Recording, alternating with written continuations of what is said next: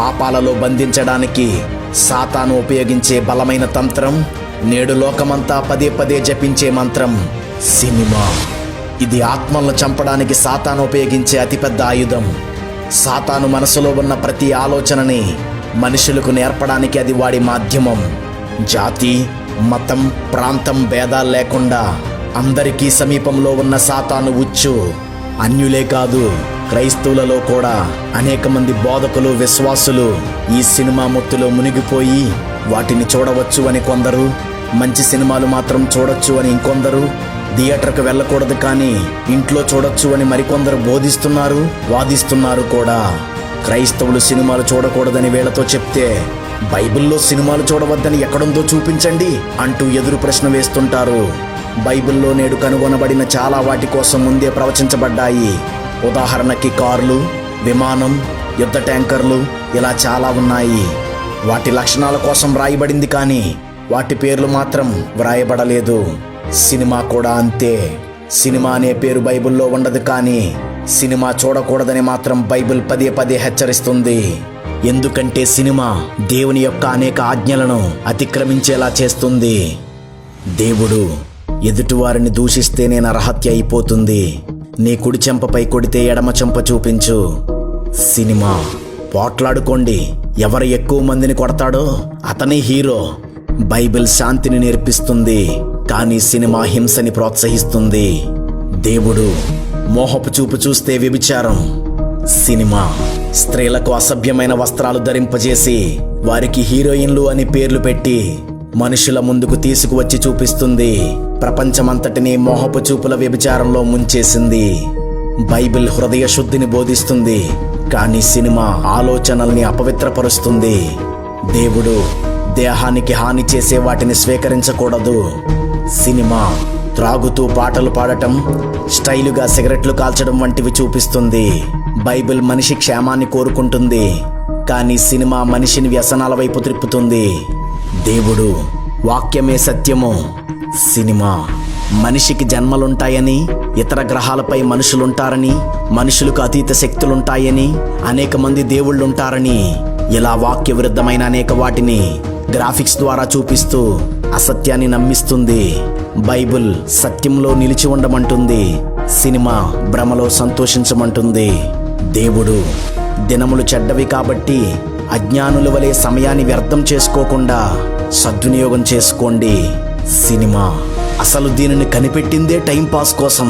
టైంను వృధా చేయడమే సినిమా లక్ష్యం. సినిమాలను గూర్చి చదివి సమయాన్ని వృధా చేసుకోవాలని మ్యాగజైన్లను, న్యూస్ పేపర్లో సినిమా వార్తలను, ఆ సినిమా వాళ్లతో ఇంటర్వ్యూలను సాతాను అందుబాటులో ఉంచాడు. 24 గంటలు సినిమా ఛానల్స్, పాటల ఛానల్స్ ఏర్పడిపోయాయి. థియేటర్ వరకు వెళ్లకుండా ఇంట్లోకే సినిమాని తీసుకువచ్చేశాడు. బైబిల్ నేడు అనే సమయం ఉండగానే సిద్ధపడమంటుంది కానీ సినిమా ఉన్న సమయమంతా వృధా చేసుకోమంటుంది. దేవుడు ఎల్లప్పుడూ ప్రభువునందే ఆనందించుడి.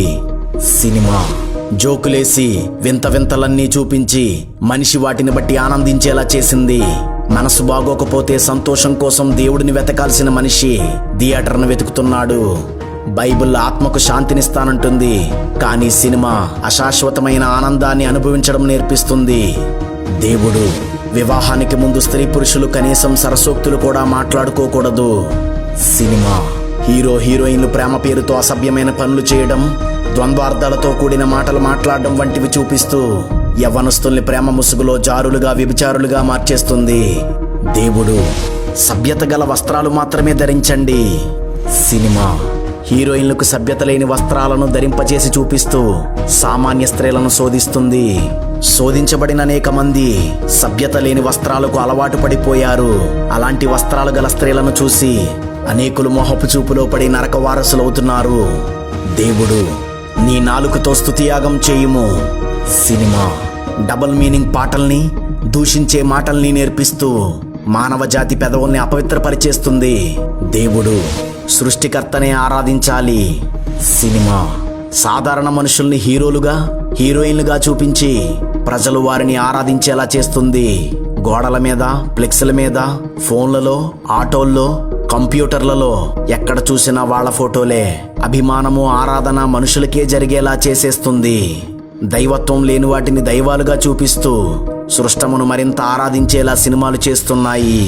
సాతాను సినిమా ద్వారా మనిషి సమయాన్ని పాడు చేశాడు, ధనాన్ని పాడు చేశాడు, ఆలోచనని పాడు చేశాడు, నమ్మకాన్ని పాడు చేశాడు, తలంపుల్ని పాడు చేశాడు, మాట తీరును పాడు చేశాడు, దీనత్వాన్ని సహనాన్ని పాడు చేశాడు, ఆరోగ్యాన్ని పాడు చేశాడు, సభ్యతా సంస్కారాలని పాడు చేశాడు.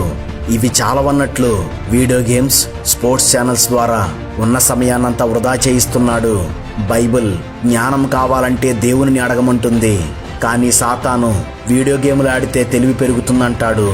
ఈ సినిమాల కోసం, గేమ్స్ కోసం కోట్లు ఖర్చు పెడుతున్నారు. వ్యాపారాలు, లాభాలు, దివాలాలు, పబ్లిసిటీలు, ఫ్యాన్స్ మధ్య గొడవలు, శత్రుత్వాలు, రాజకీయాలు, మనుషుల ధనం, సమయం అన్నీ సర్వనాశనం అయిపోయాయి. సినిమా ద్వారా కుల మత భేదం లేకుండా అందరినీ దేవునికి విరోధులుగా మార్చడంలో సాతాను గ్రాండ్ సక్సెస్ అయ్యాడు. అనేక పాపాల చేత బంధించబడిన వ్యక్తి సువార్తను అంగీకరించిన తర్వాత వాటన్నిటి నుండి విడుదలవుతున్నాడు, కానీ సినిమాకు మాత్రం బానిసగానే ఉండిపోతున్నాడు. ఒకప్పుడు సినిమాలు ఎక్కువగా చూసేవాడు, ప్రభువుని నమ్ముకున్న తర్వాత తక్కువగా చూస్తున్నాడు, అంతే. మరోపక్క సీరియల్స్ వచ్చి క్రైస్తవ స్త్రీలను పూర్తిగా బంధించేస్తున్నాయి. సినిమాలు మానేసిన చాలా మంది క్రైస్తవులు రియాలిటీ షోలు, టాలెంట్ షోలు, డ్యాన్స్ షోలు, కామెడీ షోలు వంటివి చూస్తూ నేత్రాశలో చిక్కుకుంటున్నారు. అపరిమితమైన ఇంటర్నెట్, స్మార్ట్ ఫోన్స్ అందరికీ అందుబాటులోనికి రావడంతో ఎవ్వరికీ తెలియకుండా రహస్యంగా అన్ని రకాల నేత్రాశలు తీర్చుకునే అవకాశం ఏర్పడింది. ఈ ఇంటర్నెట్ అనే వలలో కోట్ల మంది క్రైస్తవుల్ని అపవాది బంధించేశాడు. 100% దేవునికి విరోధమైన ఈ సినిమా అనే ఉచ్చులో డినామినేషన్ భేదం లేకుండా సేవకులు, విశ్వాసులు ఇంచుమించు అందరూ బంధింపబడిపోయారు. ప్రియ సహోదరి, సహోదరుడా, ఒకసారి నిన్ను నీవు ప్రశ్నించుకో, నీ మనస్సాక్షిని విమర్శించుకో.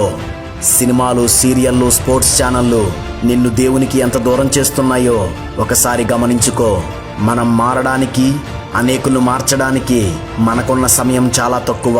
ఆ కొద్ది సమయాన్ని నీవెలా ఖర్చు పెడుతున్నావు?